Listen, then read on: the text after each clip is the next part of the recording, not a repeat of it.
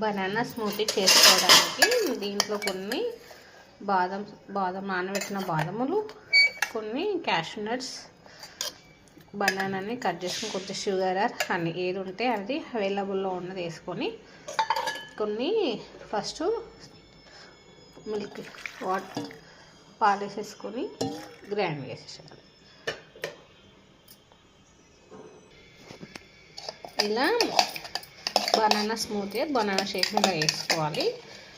ఎక్కువ మిల్క్ వేస్తే చిలుకుతాయి కాబట్టి బయటికి ఇలా తర్వాత యాడ్ చేసుకోవాలి. ఫర్ అవర్ కన్వీనియన్స్ కోసం అన్నమాట. ఇది గ్లాస్లోకి ట్రాన్స్ఫర్ చేసేసుకొని పిల్లలకి ఇలా మార్నింగ్ కానీ ఈవినింగ్ కానీ స్నాక్ టైంలో వచ్చేస్తే చాలా హెల్దీ స్నాక్ టైం అన్నమాట. చాలా it is very healthy shake milk, banana shake milk. దీంట్లో ట్రాన్స్ఫర్ చేసేసుకోవాలి.